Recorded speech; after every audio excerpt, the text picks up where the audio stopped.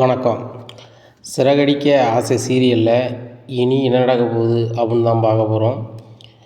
இங்கே முத்து மீனாவும் போட்ட பிளானில் சிக்கி சின்ன பின்னமாகறாங்க இந்த ரோகிணி. இப்படி முத்து மீனாவும் என்ன இப்படி பாடாப்படுத்துவான்னு நான் நினச்சி கூட பார்க்கல வித்யா அப்படின்னு சொல்லி அலறுதாங்க. அப்போ வித்யா புரோன்மணிக்கு கால் பண்ணி வர சொல்கிறாங்க. புரோன்மணி ரோகிணியை பார்த்தோன்னே, ஆஹா ரோகிணிலாம் இருக்கா, இது சரி வராத, நான் கிளம்புறேன் அப்படின்னு சொல்லிட்டு கிளம்புறாங்க. ஒரு கட்டத்தில் ரோகிணி, நல்லா இருப்பீங்க, எனக்கு இந்த உதவி மட்டும் செய்யுங்க ப்ளீஸ் அப்படின்னு சொல்லி நடிச்சிடுறாங்க. பார்க்கவும் பாவமாக தான் இருக்குது. சரிம்மா, இந்த ஒரு வாட்டி தான், அந்த முத்துக்கு மட்டும் என்னை பற்றிய உண்மை தெரிஞ்சிச்சுன்னா என்னைய சட்னி ஆகி என்னை தொக்கு வச்சு சாப்பிட்ருவான், அதனால் சரி வராது, இந்த ஒரு வாட்டி தான் அப்படின்னு சொல்கிறாங்க. நான் சொல்கிற மாதிரி நீங்கள் வீட்டில் சொல்லணும், இந்த மாதிரி எங்கள் அப்பா உள்ளே இருக்கார் வச்சுருக்காரு அப்படின்னு சொல்லி நீங்கள் போன முறை வரும்போது சொன்னீங்க, அதை எல்லாருமே நம்பிட்டாங்க.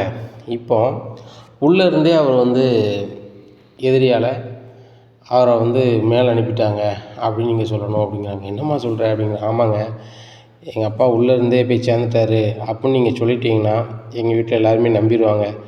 அதுக்கப்புறம் மலேசியாவுக்கு போகணும் எங்கள் வீட்டிலேருந்து அப்படின்னு எண்ணத்தையே விட்டுருவாங்க அப்படிங்கிறாங்க. சரி பாப்பா, நான் பண்ணுறேன், அதுக்கு கொஞ்சம் புதுசாக ட்ரெஸ் எல்லாம் எடுக்கணும், அது கொஞ்சம் செலவாகும் அப்படிங்கிறாங்க. உடனே ரோகிணி ஒரு 10,000 கொடுக்குறாங்க.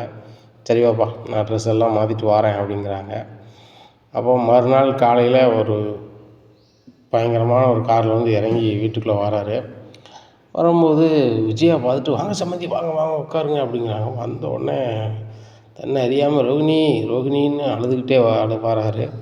அப்போ என்ன சம்மந்தி அழுகிறீங்க, என்னாச்சு அப்படின்னு கேட்குறாங்க விஜயா. அதை ஏன் கேட்குறீங்க ஆண்டி, எல்லாமே ரோகிணி பாப்பாட்ட தான் சொல்லணும், ரோகிணி பாப்பா ரோகிணி பாப்பா அப்படிங்கிறாங்க. ரோகிணி வந்துடுறாங்க. என்ன அங்கிள் திடீர்னு வந்திருக்கீங்க, சொல்லுங்கள் அங்கிள் அப்படிங்கிறாங்க. அதை ஏம்மா கேட்க, உங்கள் அப்பாவோட எதிரிகள் உங்கள் அப்பா உள்ளே இருக்கும்போதே அங்கே வச்சே முடிச்சிட்டாங்க, உங்கள் அப்பா கதை எல்லாம் முடிஞ்சது அப்படிங்கிறாங்க. உடனே ரோகிணி சொல்கிறாங்க, இல்லை நான் உடனே எங்கள் அப்பாவை பார்த்தாகணும் அப்படி இப்படின்னு சீன் போடுறாங்க. இங்கே முத்து மீனாவும் முடிக்கிறாங்க. ஏங்க உண்மையிலேயே அவங்க அப்பாவுக்கு எதுவும் ஆயிடுச்சா அப்படிங்கிறாங்க. நீ வேற மீனா, அந்த பாரதமாக ஏதோ ஒரு வேலையை இது பண்ணிகிட்ருக்கு, இப்போ என் மாமா பிடிச்சா சரி வந்துடும் அப்படிங்கிறாங்க. ஏங்க நீங்கள் சும்மா இருங்க, என்ன தான் நடக்குன்னு பார்ப்போம் அப்படிங்கிறாங்க. உடனே அங்கிள், நான் உடனே எங்கள் அப்பாவை பார்க்கணும், நான் கிளம்புறேன், வாங்க போகலாம் அப்படி இப்படிங்கிறாங்க. எங்கேம்மா போகிறேங்கிற, நீ போனால் அங்கேயும் உனக்கும் சிக்கல் தான், ஒன்றும் ஏதாவது பண்ணிடுவாங்கம்மா, அதனால் நீ போக வேண்டாம் அப்படிங்கிறாங்க. இதை கேட்ட விஜயா, அப்போ ரோகிணி அங்கே வரவே முடியாதா அப்படிங்கிறாங்க. இல்லைம்மா, இப்போ இருக்கிற சூழ்நிலையில் வரவே முடியாது. சரி, எதிரியை அவங்க அப்பாவை முடிச்சிட்டாங்க, சொத்துலாம் அப்படிங்கிறாங்க. சொத்து அப்படிதாம்மா இருக்குது, சொத்துக்கு என்னம்மா பிரச்சனை, அதில் எல்லாத்துக்குமே ரோகிணி தானே வாரிசு, எனக்கு கூட அவள் தானே அப்படின்னு சொல்லி அழுதுகிட்டே வெளியே கிளம்புறாரு. அப்போ திடீர்னு ரோகிணி மயங்கின மாதிரி நடிக்கிறாங்க. உடனே பாப்பா பாப்பா பாப்பா அப்படின்னு சொல்லிட்டு திரும்பி வர்றாரு. அப்புறம் தண்ணி கிண்ணியில் எல்லாம் தொளிக்காங்க. அப்போ முத்தையும் மீனாவையும் அண்ணாமலை, ஏய் முதல்ல கார் எடுங்க, ரோகிணி என்னென்னு பார்ப்போம் அப்படின்னு சொல்லி இங்கேருந்து ஆஸ்பத்திரி கூட்டி போயிடுறாங்க. அங்கே போய் பயங்கரமாக நடிக்காங்க. அந்த கேப்பில் புரோன் கிளம்பி போயிடுறாரு.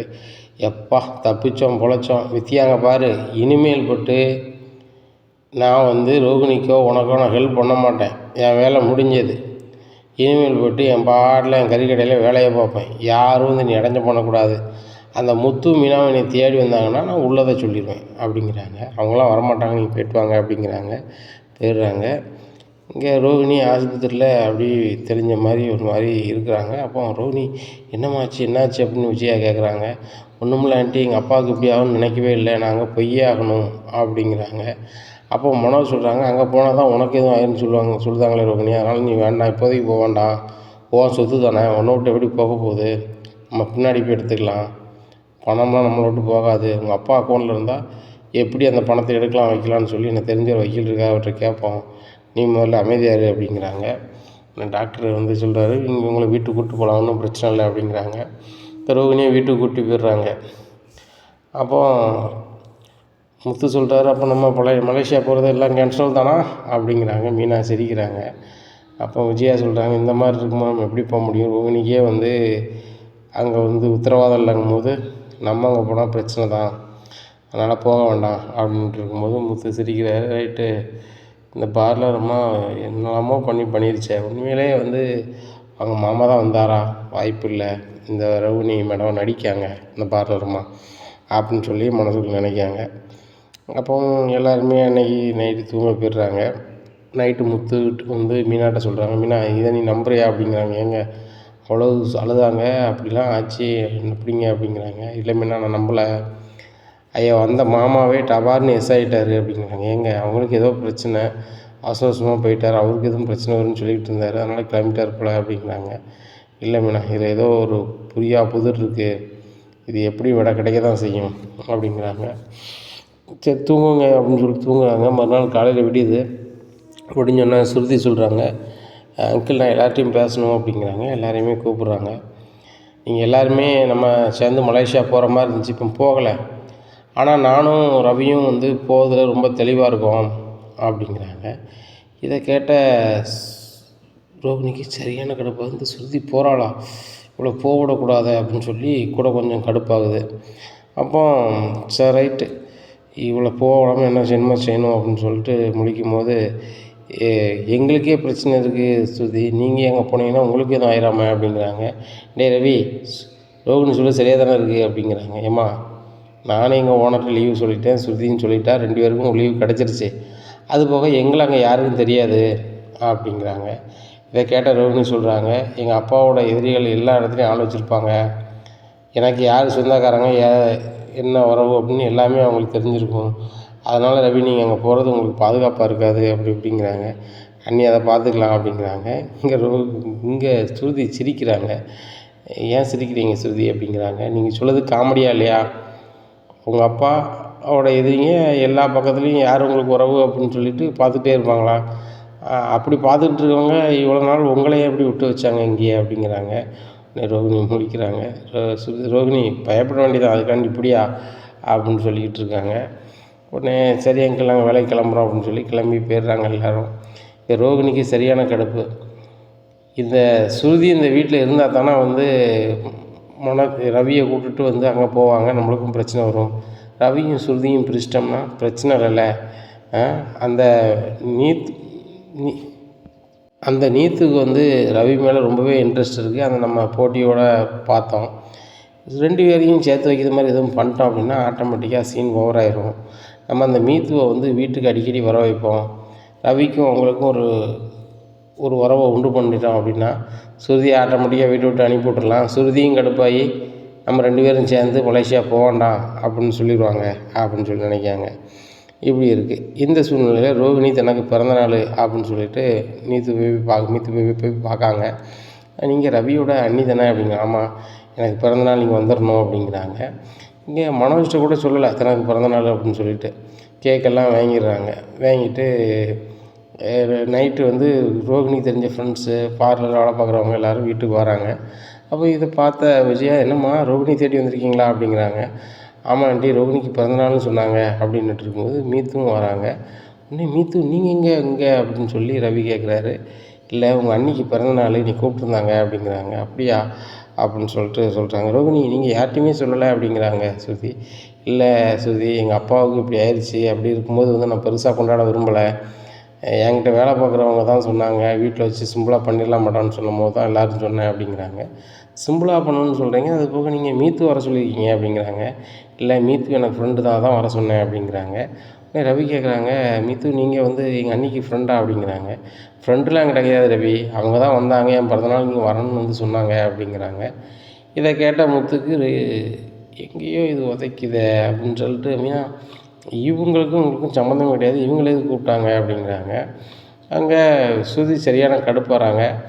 இங்கே ரோகிணி ஏன் தேவையில்லாத வேலை பார்க்குறாங்க, அந்த மீத்து எதுக்கு வீட்டுக்கு கூப்பிட்றாங்க, ஏற்கனவே மீத்துக்கும் எனக்கும் சுத்தமாக பிடிக்க மாட்டேங்குன்னு இந்த ரோகிணிக்கு தெரிஞ்சும் தேவையில்லாத வேலை பார்க்குறாங்க அப்படின்னு சொல்லிட்டு நினைக்கிறாங்க.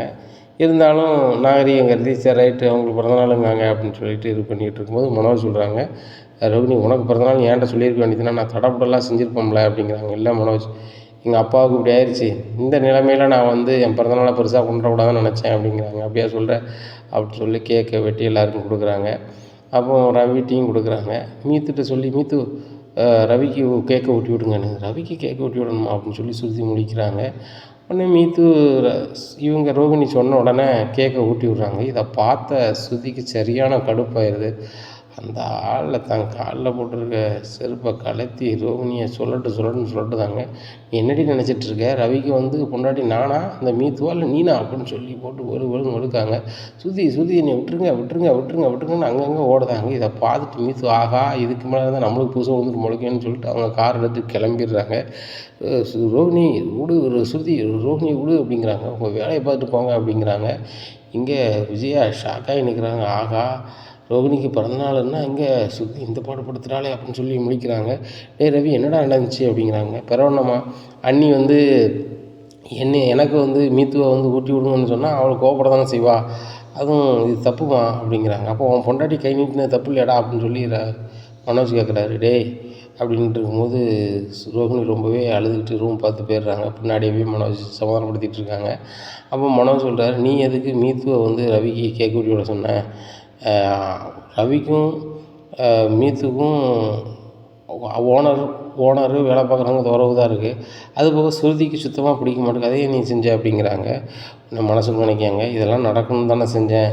இனிமேல்பட்டு ஸ்ருதியும் ரவியும் வந்து மலேசியா போக மாட்டாங்களா அப்படின்னு சொல்லி மனசில் நினச்சிட்டு இருக்காங்க. அப்பவும் தான் வந்து அழுது மாதிரி நடிக்காங்க. ஏன் ரோகிணி அப்படின்ட்டு இருக்கும்போது ரொம்ப கோபமாக ஸ்ருதி ரூமில் போயிருக்காங்க.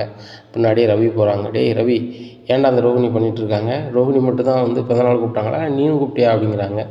எனக்கு எப்படி தெரியும் ஸ்ருதி, நானும் உன் கூட தானே இருந்தேன், அவங்க வருவாங்கன்னு எனக்கு தெரியாது, இங்கே வந்து பார்த்தா தான் தெரியுது. அது போக அண்ணி ஏன் இப்படி சொன்னாங்க எது சொன்னாங்கன்னு தெரியாது. இருந்தாலும் நீ வந்து அண்ணி மேலே வந்து செருப்பு தூக்குனது நீ தப்பு, வந்து அண்ணிட்ட மன்னிப்பு கேளு அப்படிங்கிறாங்க. ஏன்னா நீ அண்ணிட்ட மன்னிப்பு கேட்கணும், உங்கள் அண்ணி பண்ணது தப்பு, அது என்னென்ன தான் நான் பார்த்துக்குறேன், மன்னிப்புலாம் கேட்க முடியாது. ஏன்னு கேட்டால் ரோகிணி பண்ணது ரொம்ப தப்பு. அவங்களுக்கு பிறந்தநாள்னா இந்த வீட்டில் நம்ம எல்லாரையும் கூப்பிட்டு கேட்க வெட்டியிருக்கலாம், தப்பு கிடையாது.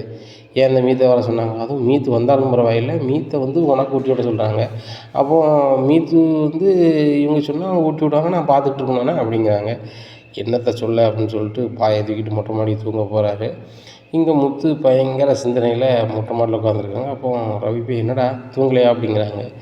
என் தூக்கத்தை எல்லாமே அந்த பார்லரமாக கெடுத்துருச்சு அப்படிங்கிறாங்க. இனி என்ன நடக்கும் பொறுத்திருந்து பார்க்கலாம். நம்ம சேனலை நீங்கள் மறக்காமல் லைக் அண்ட் சப்ஸ்கிரைப் பண்ணுங்கள். நன்றி, வணக்கம்.